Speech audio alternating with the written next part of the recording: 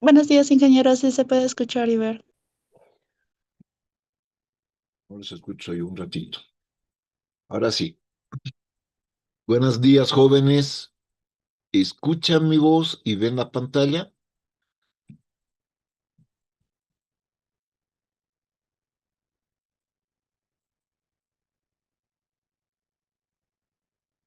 Aló, buenos días. ¿Me dan un comprendido, por favor, si ven la pantalla y escuchan perfectamente? Sí, se escucha y se ve. Sí, Gracias, muy buenos días. ¿Cómo están? ¿Han amanecido bonito? Me imagino que sí. Ya, a ver, denme un no, minutito.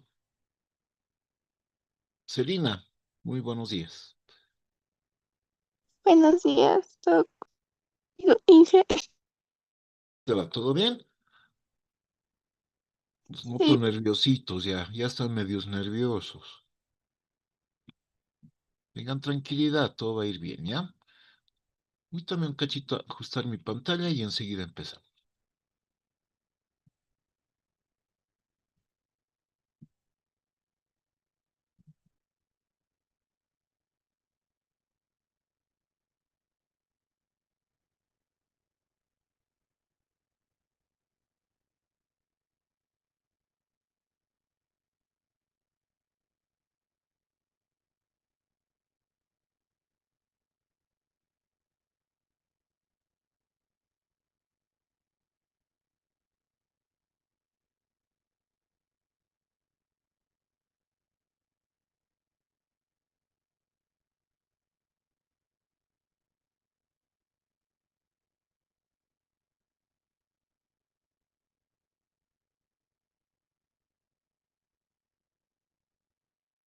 Ayer me imagino que ya han tenido una sesión de inauguración, ¿no? En los que han definido las teorías de las ácido base que existen, ¿verdad?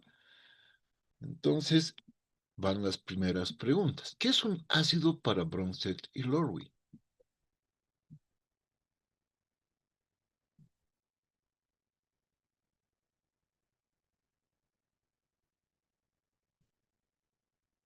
¿Qué son los ácidos para Bronsted y Lowry, señoritas, caballeros?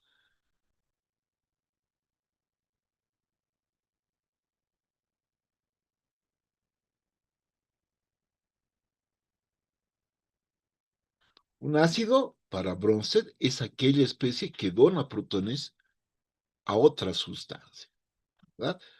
Y una base para bronce es una especie que acepta protones de un ácido, es decir, el amoníaco, por ejemplo, reacciona con el agua, ¿no? Un protón del agua es captado por el par de electrones que tiene el nitrógeno para formarnos el ion amonio y separarse del grupo oxidrilo, generando un grupo oxidrilo, ¿ya? En el caso del amoníaco, perdón, del ion amonio, el ácido conjugado es el ion amonio. Si esta es una base, este viene a ser su ácido conjugado, ¿de acuerdo? Es aquel que ha captado el protón. Y en el caso de que está actuando como ácido el agua, su base conjugada viene a ser el grupo oxidrilo, ¿no? Esta dualidad, este par conjugado ácido-base, siempre genera de una base débil a un ácido fuerte, o viceversa, de un ácido fuerte débil, ¿sí? ¿Qué más? Me imagino que han visto las propiedades del único y disolvente, la ligera ionización que tiene el agua, generándonos iones hidróneo o protones y el grupo oxidrilo, ¿verdad? Yo les voy a pedir en este momento que me calculen, no, después, diré. Eh, ¿Qué es un ácido de Lewis? ¿Cómo se define a un ácido de Lewis y cómo lo puedo fácilmente identificar? ¿Me escuchan, jóvenes? No, no veo participantes, no escucho voces. A ver, indíquenme por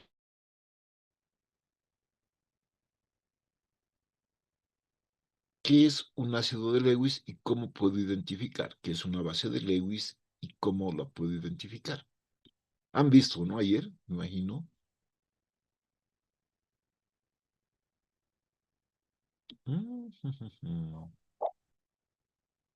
Ok, ¿cómo es? ¿Cómo identifico a un ácido de Lewis? Porque acepta electrones y a base de eso se crean enlaces. Ya, ok, pero ¿qué otra identificación ¿Se da un tendré? intercambio de pares de electrones? Ya, estoy de acuerdo, estás con el concepto, pero ¿cuál es? Por ejemplo, ahorita he escrito un compuesto químico, ustedes lo conocen, ¿cómo se llama?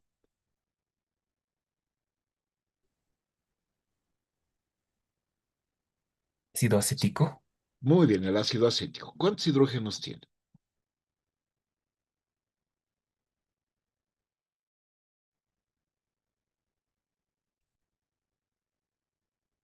¿Cuántos hidrógenos tiene el ácido acético, jóvenes?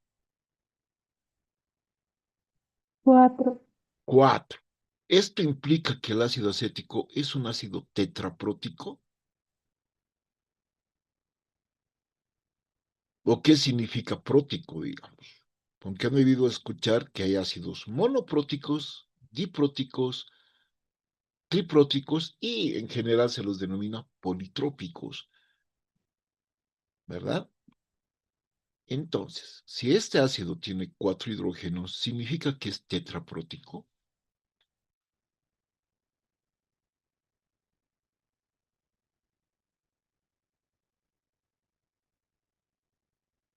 ¿Sí o no? ¿Y por qué?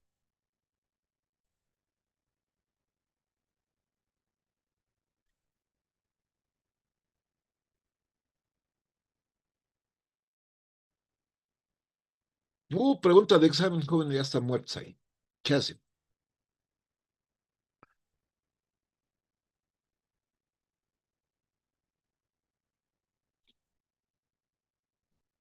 ¿Es un ácido de Lewis o es un ácido de bronce de Lorway?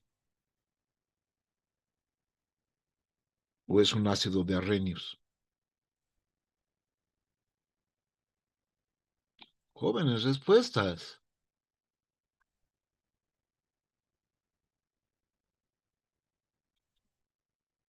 Bueno, respuestas. No es un ácido tetraprótico, pese a tener cuatro hidrógenos. El único hidrógeno acídico que existe en el ácido acético es aquel que está unido al oxígeno debido a la diferencia de electronegatividad que tiene entre oxígeno e hidrógeno, que permite a esta molécula disociarse, ¿verdad? Y según la teoría de Arrhenius, que genera protones en soluciones acuosas es un ácido. Y aquí vemos que efectivamente el ácido acético disocia un hidrógeno, el que está al lado del oxígeno, generando esa característica de ácido según la teoría de Arrhenius, ¿verdad?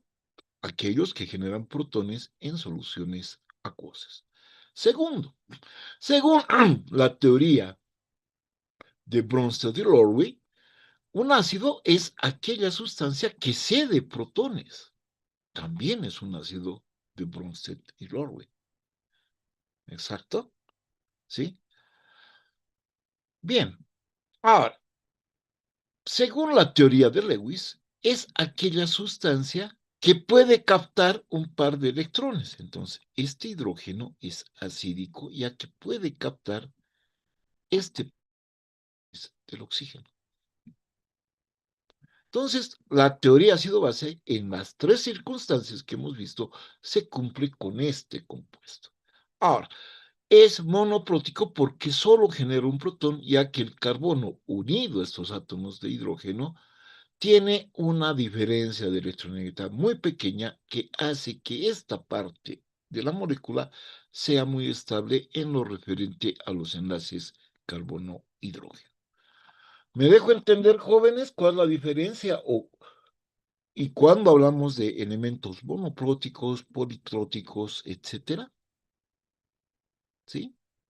Eh, ¿Y si Ya. podría volver a explicar, por favor? ¿Me puedes decir que no, no te escuché? ¿Qué querías? ¿Puedes volver a explicar, por favor, la parte de los monopróticos? Claro que sí. Ahorita, dame un minutito. Ahorita vamos a hacer un ejemplo más de cómo es. Ahora, ¿cómo identifico a un compuesto como una base de Lewis o un ácido de Lewis? Un ácido de Lewis es aquella sustancia que puede captar un par de electrones para formar un enlace covalente. ¿No? Eso han visto el día de ayer, ¿cierto? Me destripo un cachito.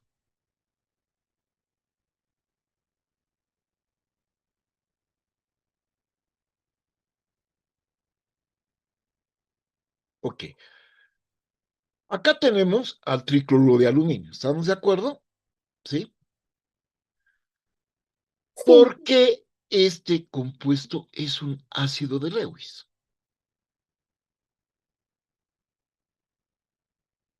¿Por qué lo catalogamos como ácido de Lewis? No tiene hidrógeno, ¿verdad? La teoría de Lewis es mucho más amplia para identificar un ácido o una base.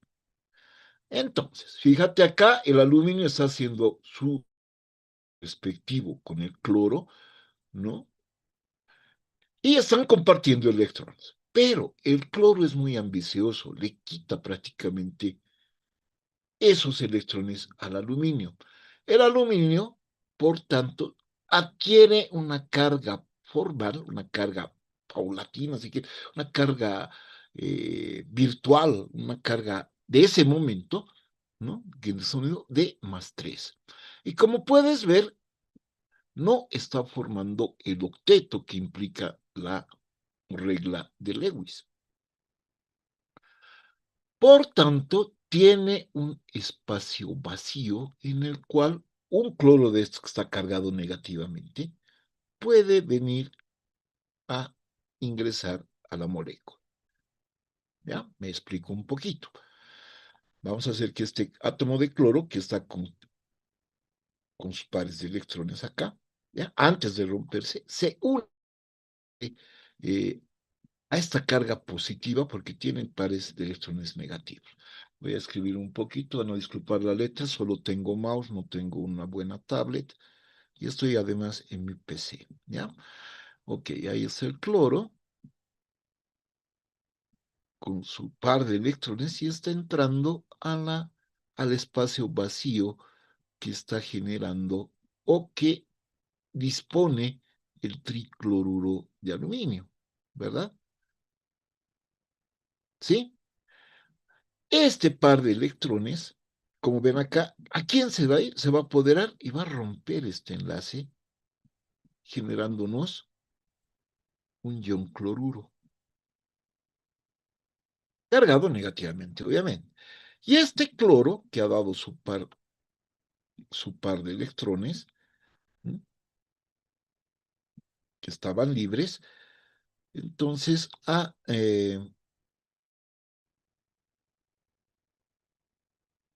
pero este cloro, el que está cargado, el que ha roto los enlaces, se une,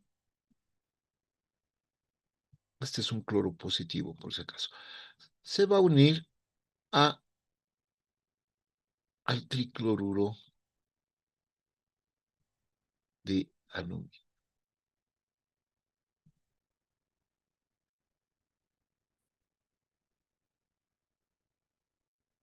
¿Sí?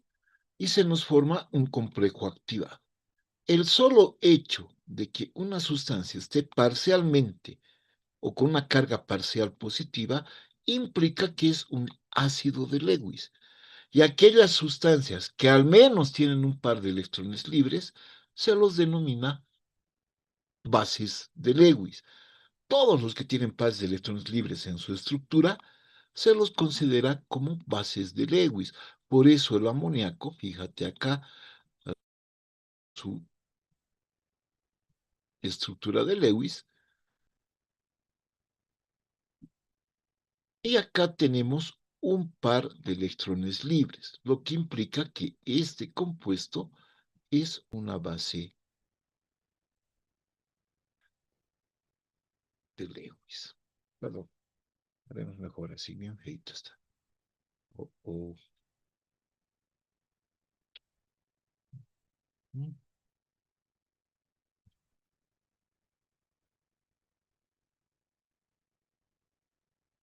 Esto implica que es una base de, ¿de acuerdo? Entonces, aquellas sustancias que al menos presentan un par de electrones se las considera base de Lewis, estén cargados o no, es decir, tengan carga positiva o negativa. Lewis reconoce esas sustancias como bases. Y de la misma manera, un ácido es aquella sustancia que puede tener carga, o en este caso, una sustancia que presenta una carga parcial positiva, se los considera como ácidos de Lewis. ¿Está clara la diferencia que hay entre ácidos de Lewis y bases de Lewis? Jóvenes, ¿ahora sí o no?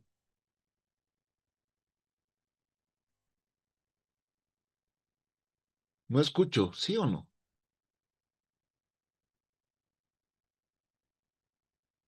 Creo que no. Está muy difícil para ustedes. A ver, indíquenme.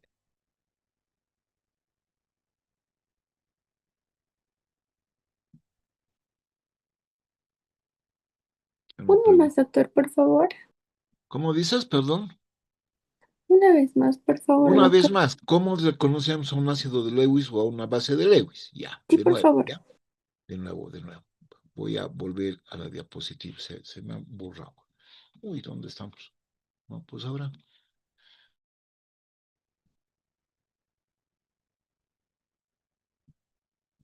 Sí, eso.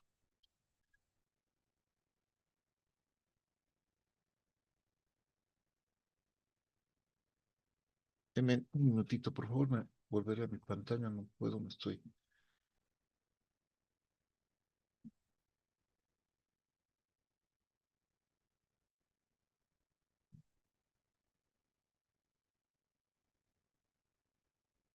Bien, ahora sí, ven la pantalla, ¿no?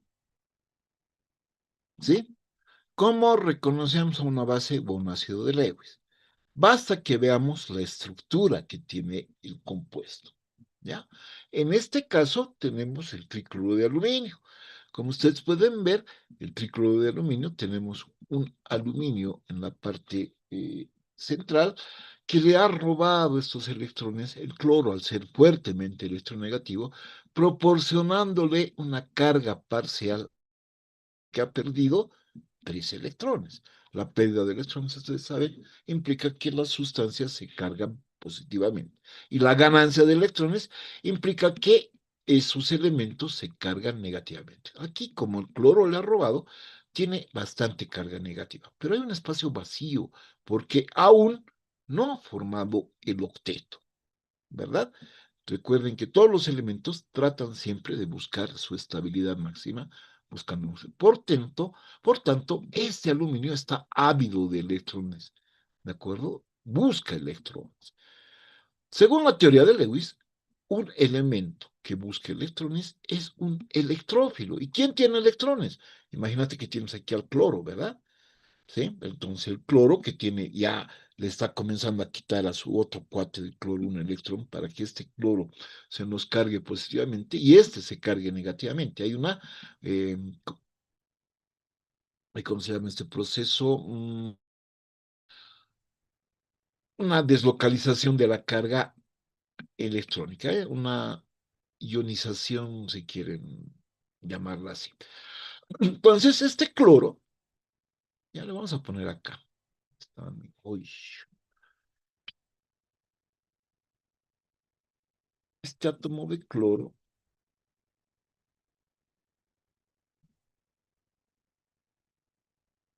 viene por acá.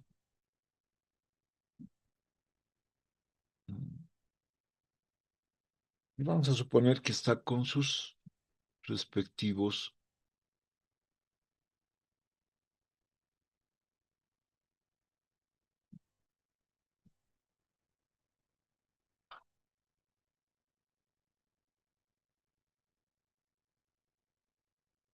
Ya, otra vez, ¿ya?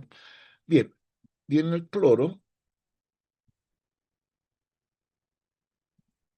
Y este par de electrones que va a comenzar a apuntar, ¿sí? Hacia esta carga positiva. ¿Qué se nos va a formar? Se nos va a formar un cloro unido al átomo de aluminio de esta manera,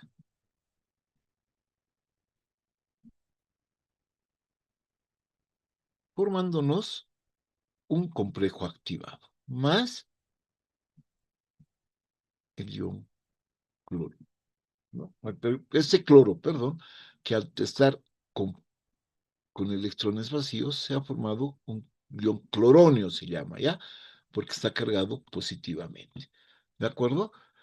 Aquellas sustancias que tienen cargas parciales positivas, independientemente, eh, o que adquieren una carga positiva por la estructura de la misma, se denominan ácidos de Lewis. ¿De acuerdo? Aquellos que tienen cargas positivas se denominan ácidos de Lewis, del Lewis, ¿ya? Y aquellos compuestos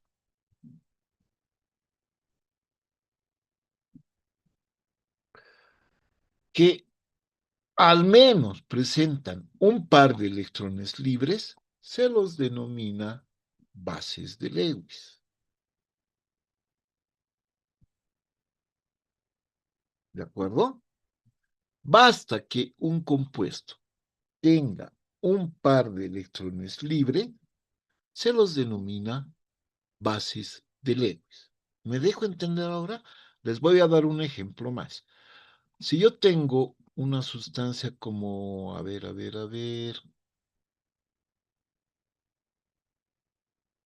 algo sencillito. Mm,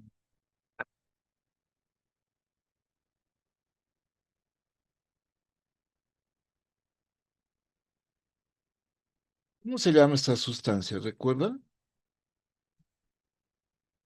No puedo poner un subíndice. ¿Cómo se llama? Este es subíndice, obviamente, ¿no? ¿Cómo se Ácido llama? nítrico. Muy bien, el ácido nítrico. ¿Cuántos hidrógenos libres tiene? ¿Cuántos hidrógenos? Uno. Uno. Por tanto, a este tipo de ácidos se los denomina monopróticos. ¿Estamos de acuerdo? Monoprótico. Ahora, si tenemos una sustancia como esta,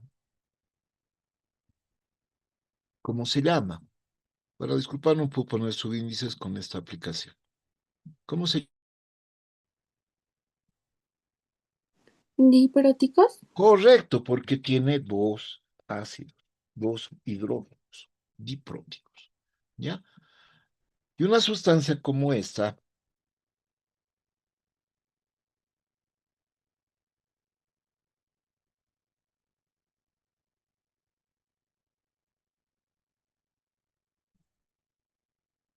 ¿cómo se llama? Tripróticos. Ácido Ah, fosfórico vendría a ser un ácido de tipo triprótico. ¿Estamos de acuerdo? sí, G. Ok. En general, aquellos que presentan más de dos eh, hidrógenos acídicos quiere decir que pueden pasar a formar parte o disociarse en una disolución, se los denomina en forma general politrópicos. ¿De acuerdo? Este tipo de ácidos. Además, al perder un hidrógeno, este se carga positivamente y es, obviamente, al estar cargado positivamente, viene a ser un ácido de Lewis.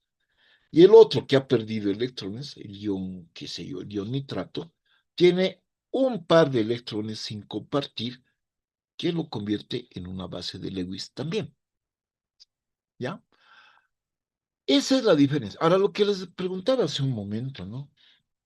Creo que no está muy claro.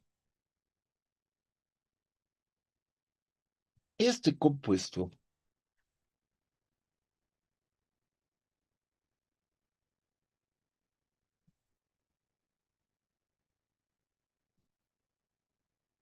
¿cuántos hidrógenos tiene? 4. Es 4. ¿Vendría a ser tetraprótico? No. La respuesta es no, porque estos tres hidrógenos que están unidos al carbono, esos tres hidrógenos que están unidos al carbono, dame un momentito,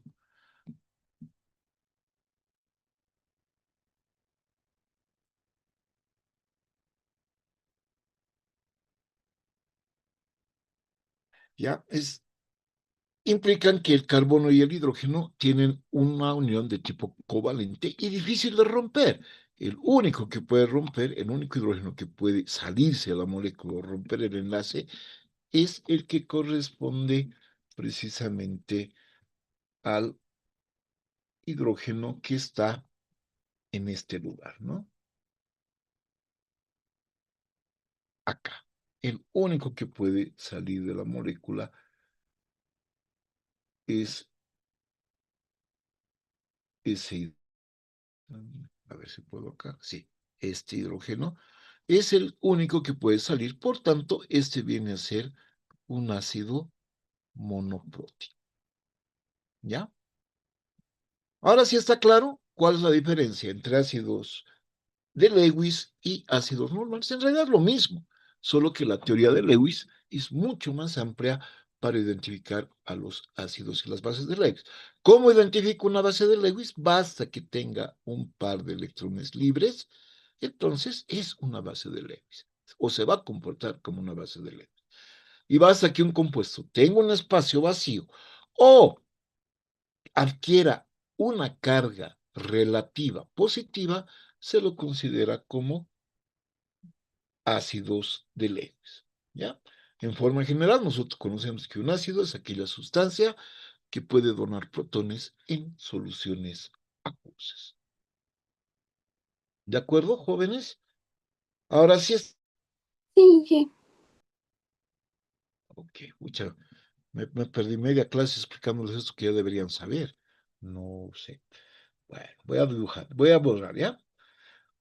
Bien, pasemos a la otra diapositiva. ¿Cuáles son las características de los ácidos?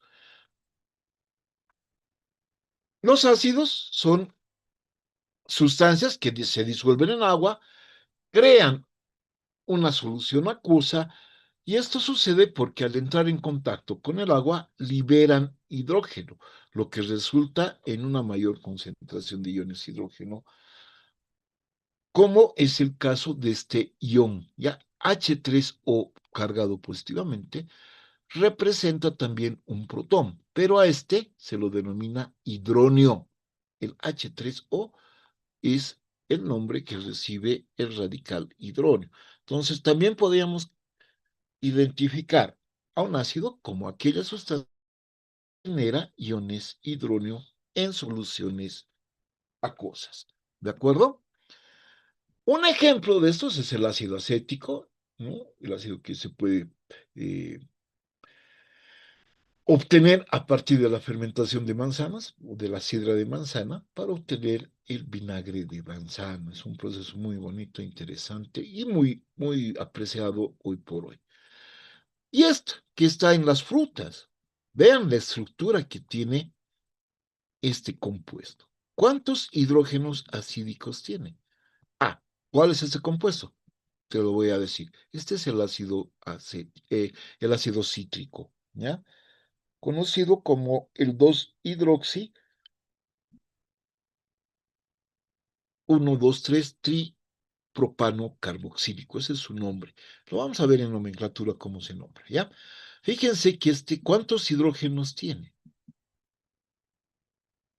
1, 2, 3, 4 y los están presentes en las cadenas de carbono que no nos interesa y jamás van a ser de tipo acídico, ¿cierto? Los únicos que podrían ser son estos. El oxígeno, los que están juntos al oxígeno. Pero este es un grupo oxidrilo. En cambio, este es un grupo carboxílico. Estos hidrógenos que están junto al oxígeno al lado del carbono son mucho más acídicos que este. Este mantiene una basicidad debido a, al enlace que tiene con el átomo de carbono en esta parte central, que jala los electrones hacia sí y hace que esta parte de la molécula sea muy estable. Por tanto, los únicos hidrógenos posibles son los que están en los grupos carboxílicos y por tanto el ácido cítrico es un ácido de Lewis o también un ácido de tipo triprótico, es decir, que tiene 3 hidrógenos. ¿De acuerdo? Sí, presión. Sabor ácido, ¿no? Ese sabor que cuando tú chupas un limón te estremece, ¿no? Te hace sacudir la cabeza y sientes un amargor profundo, ¿no? Una acidez que te estremece los huesos, los músculos, diré. Y sientes esa característica, ¿no? El sabor agrio que le llamamos, ¿no? Reaccionan con algunos metales desprendiendo hidrógeno. Efectivamente, el ácido clorhídrico, cuando reacciona con el sodio, por ejemplo, desprende hidrógeno. Eso lo va a hacer con metales de tipo alcalino. Colorean el papel tornasol de color rojo. ¿Ve? Acá tenemos un papel tornasol y lo vuelven de color rojo. ¿Qué es el papel tornasol? Un indicador ácido-base. Sin embargo, ¿ya? eh, son cuando los llamamos estos ácidos fuertes, cuando pueden disociarse totalmente, es decir, romper todos los hidrógenos de su estructura y generarlos en condiciones acuosas. Entre el clorhídrico, el bromídrico, el nítrico, el sulfúrico en su primera disociación y el ácido perclórico. Generan protones en concentración analítica, es decir, que puedes determinar cuantitativamente cuánto de esto hay. ¿Cuándo son ácidos débiles? Son aquellos que presentan una constante iónica denominada constante ácida y depende de su estructura. No solo de ello, ¿ya? Existen tablas en los cuales los valores de esta constante, la constante ácida, ya están tabulados. Y basta, pues, basta que una sustancia cualquiera posea una constante ácida, ya se considera un ácido débil porque no se ha disociado totalmente. Si ustedes buscan la constante ácido básica del ácido clorhídrico, del ácido perclórico, van a ver que no tiene valor, es decir, no presentan constante ácida y por tanto se los considera como ácidos eh, fuertes, ¿ya? ¿De acuerdo? Aquí puedes poner como ácidos débiles a los carboxílicos, los oxácidos y los polipróticos. Todos los ácidos polipróticos son, según la disociación que tienen, vendrían a ser ácidos débiles. ¿Qué son las bases? Son sustancias que al disolverse en agua aumentan la concentración de iones oxidrilo y se caracterizan por tener sabor amargo. ¿Qué es sabor amargo? No es el sabor ácido que sentimos, ¿no? El decir un café amargo está mal. Es un café ácido, es un café agrio. ¿De acuerdo? El sabor amargo es el sabor que tiene el jaboncillo, el sabor que tiene el champú, para darnos un ejemplo así de lo más grosso que hay. Entonces, a eso vamos a considerar con sabores amargos. Ejemplos de ellos, los jaboncillos, la lejía, el hidróxido de sodio y algunos eh, compuestos de limpieza que se utilizan bastante, ¿no? Colorean el papel tornasol de color azul. Si está de color rosado el papel tornasol, al estar en una solución básica, la va a volver azul. Por tanto, nosotros afirmamos que se trata de una sustancia básica. Ejemplos de ellos, el hidróxido de sodio, el hidróxido de aluminio y el hidróxido de calcio, que tienen disociaciones completas. Por tanto, también tienen constantes básicas. ¿Sí? Esas constantes básicas están tabuladas. El agua es un electrolito débil capaz de disociarse en una proporción originaria. de protones como oxígenos y se comporta como ácido base, motivo por el cual se lo denominan polito. Dos moléculas de agua pueden reaccionar y formarnos un oxidrilo y un ion hidróneo, como habíamos visto hace un momento. Experimentalmente se ha determinado que la concentración de los iones hidróneo en el agua, ¿no?, es igual a 10 a la menos 7. ¿Ya? Esta es la concentración que tienen los iones oxidrilo en el agua, obviamente, y también tienen los protones en el agua, tienen la misma concentración. ¿De acuerdo? ¿Cómo se determina una constante ácida? Lo vamos a ver más adelante con la formulita. Les adelanto un poco. Una constante ácida va a ser productos sobre reactivos. ¿Qué productos tenemos? El ion hidróneo, en este caso, que ya les he dicho que es lo mismo que el protón, H3O. Entre corchetes significa concentración, oxidrilo, concentración de los iones oxidrilo, dividido entre la concentración de el agua, ¿cierto? ¿Quién me puede decir cuál es el valor de la concentración del agua? Esta es una constante ácida, por si acaso.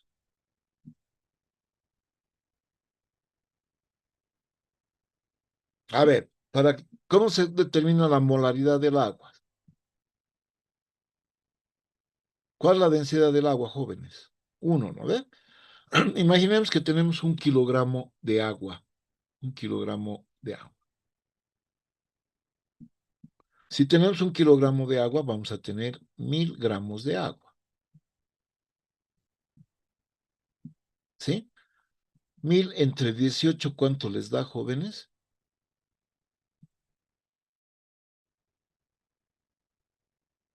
55,5. Listo. Esa es la concentración que presenta el agua, 55,5. ¿Ya? 55,56 en realidad, redondeando. Esa concentración se la pone acá y eso es constante, entonces la paso a multiplicar acá y nos va a generar lo que se llama el Kb doble, que es la constante de ionización ácido-base, que es la concentración de protones por la concentración de oxidrilos, cuyo valor es de 10 a la menos 14. Y el producto iónico del agua siempre va a tener un valor de 10 a la menos 14. ¿De acuerdo?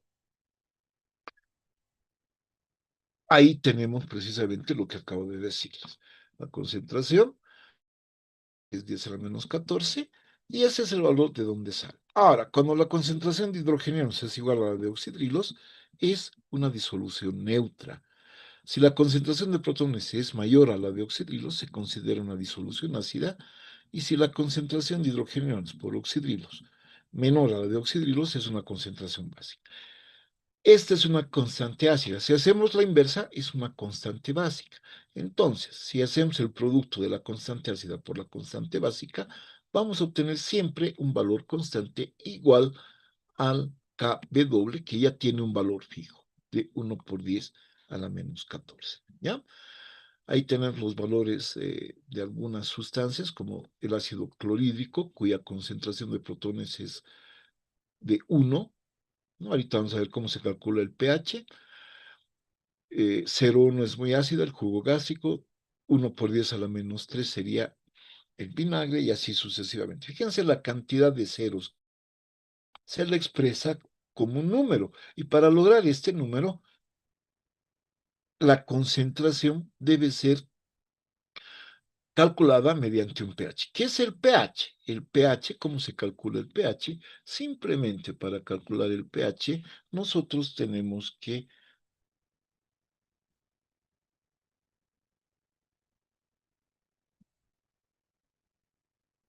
pH va a ser igual a menos el logaritmo decimal. Uy, ¿qué pasó? Se me bloqueó esto. Otra vez, ¿ya? Ahora sí.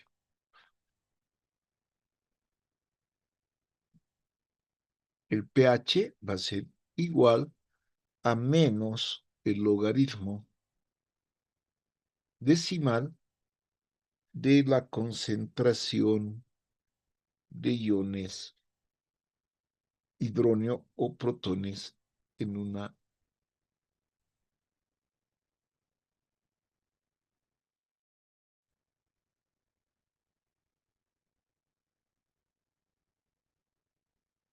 concentración, ¿ya? ¿De acuerdo? A esas. Y el pOH va a ser menos el logaritmo de los hidrogeniones, de los oxidrilos, perdón. ¿Ya? Aquí tenemos la escala de pH. Son neutros cuando están en un pH 7, caso del agua, ¿no? Si usted saca la concentración de hidrogeniones del agua, sabemos que es 10 a la menos 7, por tanto, el 7 baja al logaritmo, el logaritmo de 10 es 1 y el pH es igual a 7. Y de esa manera se pueden calcular. Para el agua el 7 es neutro, si los pH son entre 0 y 7 se denominan ácidos, y si son de 7 a 14 se los denomina bases, ¿no? Van a ser más acídicos cuanto menor valor de pH tiene, y van a ser más básicos cuanto mayor valor de pH contenga, ¿ya? Encima de 7 se consideran básicos. Y en el caso de los pOHs es al contrario. El pOH que va entre 0 y 7 es más básico, y aquellos que van de 7 hasta 14 son más ácidos. El pOH es el logaritmo de la concentración de hidrogeniones. Así de fácil se calcula un pH, ¿ya? ¿De acuerdo? Esto hemos visto hace unos minutos. Bueno, disculpa, estoy corriendo, me he hecho vencer con el tiempo. Esto ya hemos visto, entonces el logaritmo de la concentración se lo va a calcular mediante estas expresiones que están. Si yo quiero saber la concentración de oxidrilos, basta que calcule la inversa o el antilogaritmo del oxidrilo. Y eso es 10 a la menos pOH. Una solución que tengo 10 a la menos 3 de pH, ¿qué pOH tiene? Es bien sencillo calcular. Repito, ¿ya? Si una concentración, un pH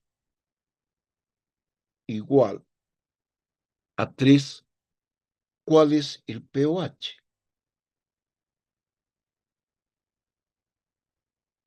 ¿Cómo calculo?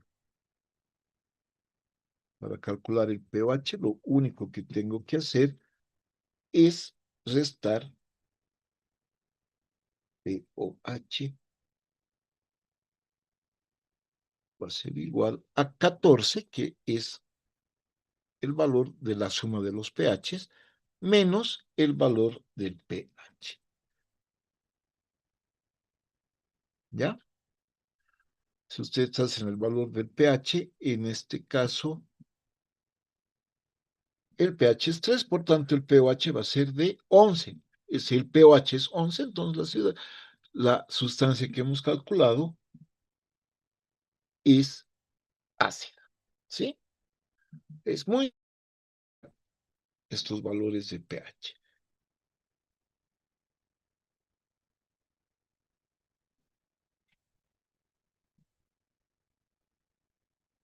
Las constantes de disociación, ya les he explicado, es el producto sobre reactivos. Para una constante ácida es la concentración de protones por la concentración del anión sobre la concentración del ácido. Cuanto mayor es el valor de la constante ácida, más fuerte es el ácido, ¿sí? Es decir, se disocia más. Cuando menor la constante ácida, más débil es el ácido. ¿Ya?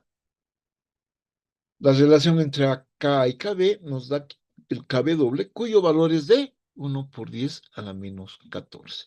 De la misma manera, una base es aquella sustancia que genera oxidrilos y capta protones, ¿no? Entonces, la constante básica dada por la concentración de la base protonada por la concentración de oxidrilos sobre la concentración de la base. Este tipo de constantes se denominan constantes ácido-base.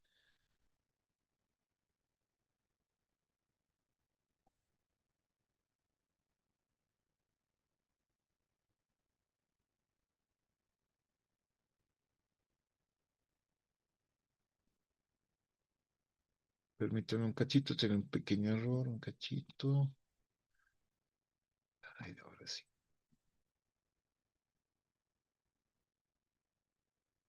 Bien, ¿qué más? Ya hemos visto los valores de pH. Ustedes van a identificar esta tablita que tienen acá, ¿sí? Y los diferentes valores de pH que pueden darse en diversas sustancias. No le vamos a tomar un poquito de bola a eso, ya que no es. ¿Ya? ¿Qué más? ¿Qué más? A ver, a ver.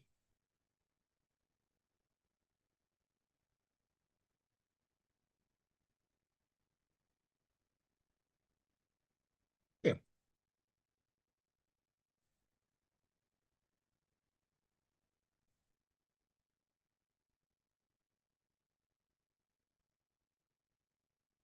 Bien, les decía, ¿no? Ácido para baterías, un pH 0, el ácido sulfúrico tiene un pH igual a 1, el jugo de limón 2, el jugo de naranja 3, y así hay diversas sustancias, como ustedes pueden ver, el pH va desde 0 a 14 hasta lograr aquellos limpiadores de líquido para desagües, como es el caso de los champús, etcétera, ¿no? Agua, jabón, ¿no?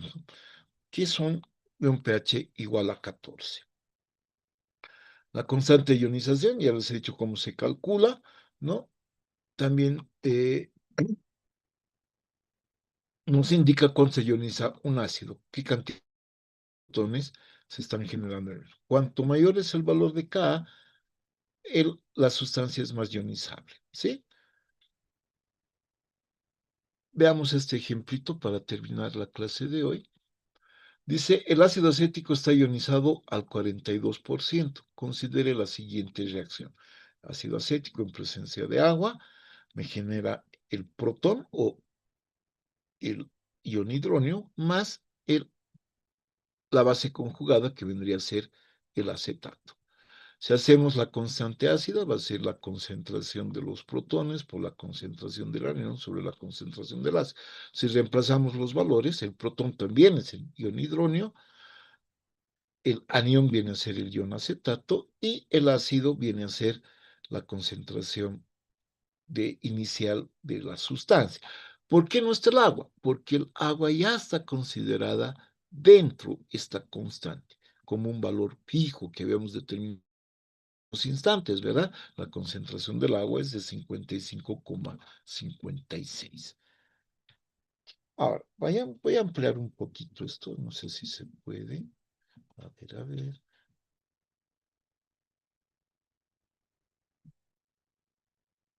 Voy a tener que salir un ratito y mostrarles bien, ¿eh? Permítanme.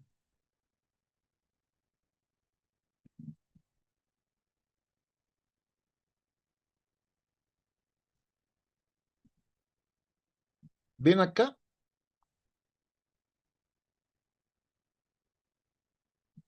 ¿Ya se ve mejor? Ahí está mejor, ¿no? Sí, Oh, ahí se ha movido.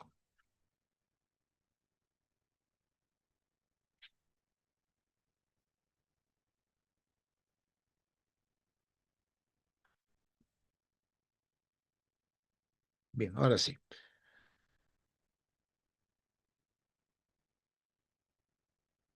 Ahí tenemos. Tenemos una concentración de iones hidrógeno, dice un pH de 2,87. ¿Cuál es la concentración de los iones hidrógeno? Sencillo, ¿no? 10 a la menos pH, 10 a la menos 2,87. Verifiquen, por favor, que ese valor es 1,35 por 10 a la menos 3.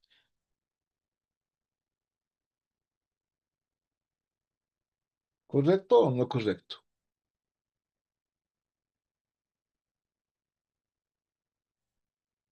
correcto, Inge. Bien, ahora, como tenemos el ácido acético y se ha disociado en agua y iones acetato, con una concentración inicial de 0,10, yo quiero saber cuánto se está disociando, cuánto va a ser este valor de X. Entonces le pongo la concentración que voy a suponer se está disociando. Y por esta geometría genera un mol de ambos. Entonces, acá va a perder esto y se va a convertir o se va a transformar en protones y acetatos. Al final, cuando se logre el equilibrio iónico, va a ser la concentración del ácido menos lo que se está disociando y en el lado de los productos me va a generar la misma concentración que se ha disociado. Si la constante ácida de este compuesto, ¿sí?, es, según el problema, de 1.35 por 10 a la menos 3, los iones hidrógeno del pH que hemos calculado, ¿cuál es la constante ácida? Entonces, si hacemos la concentración, productos X por X, X cuadrado, sobre 10 menos X. Reemplazamos valores y vamos a tener el valor numérico. ¿Cuánto les da esto, por favor, jóvenes?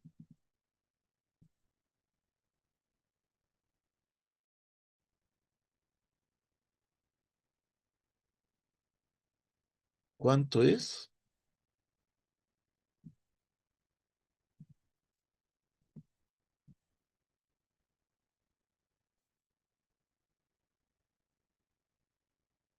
Nadie me quiere decir el valor, jóvenes.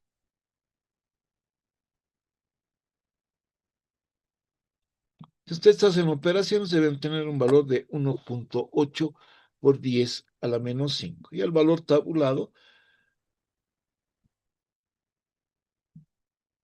es el mismo. Ahora, si la concentración de X es menor a la concentración inicial del ácido, para calcular la constante ácida solamente tenemos que multiplicar este valor de X que está restando, se lo obvia, se lo tiende a cero y simplemente puedes calcular teniendo lo cuadrado dividido entre la concentración y vas a tener el mismo valor. Para determinar las concentraciones de hidrogeniones en una constante ácida, también podemos aproximar muy cercana a la raíz cuadrada de la constante ácida por la concentración. Imagínense acá, hagan ese ejercicio en este momento. 1.8 por 10 a la menos 5 multiplicado por 0,1 en raíz cuadrada. ¿Cuánto les da? Repito, 1.8 por 10 a la menos 5 multiplicada por la concentración que es 0,10 en raíz cuadrada. ¿Cuánto es el valor? Determinen, por favor. Me voy a traer mi calculadora, jóvenes, porque no quieren calcular ustedes.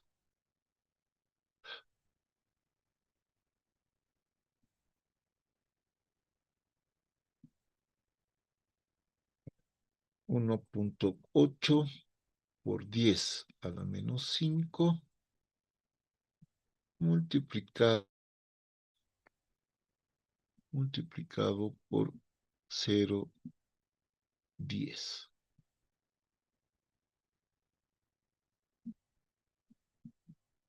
Esto en raíz cuadrada del anterior.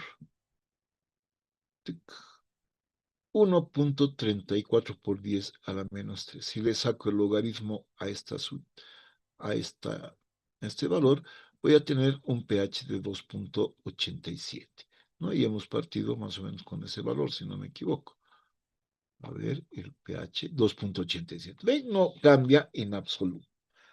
Bueno, entonces hay que tener muy en cuenta. Y el día de mañana, yo creo que van a ser ya los ejercicios con el docente correspondiente para identificar a este tipo de ácidos. ¿Alguna pregunta, jóvenes? Tenemos un minutito más para compartir.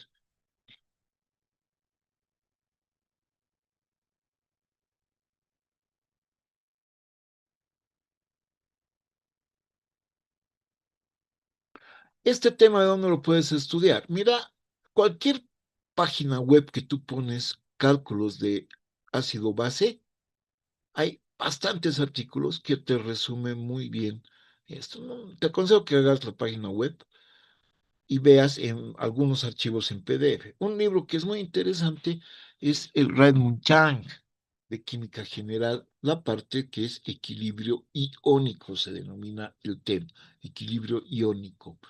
¿Ya? ¿Qué más? A ver. El Baboribarse es también muy bueno. Como les he dicho, cualquier artículo que aparece en Internet sobre ácido base te va a dar la base suficiente para entender el tema con mayor profundidad. ¿No? Los cálculos son sencillos, jóvenes, no se van a complicar. Y recuerden que tampoco más, más profundo de lo que se les está dando en este curso rápido. En un curso más avanzado con más tiempo, yo les aseguro que el curso sería más exigente. Sin embargo, acá simplemente se les está dando pautas de lo que tienen que saber y lo que puede ingresar al examen. ¿Ya? Bien, jóvenes, hemos quedado a las 8:59. Me imagino que el siguiente docente ya está en puertas y me va a decir que me vaya. Y bueno, le vamos a hacer caso. Ya será hasta la próxima semana. Que tengan un bonito fin de semana. Y eso es todo por hoy. ¿Ya? Hasta luego, jóvenes. Que les vaya bien.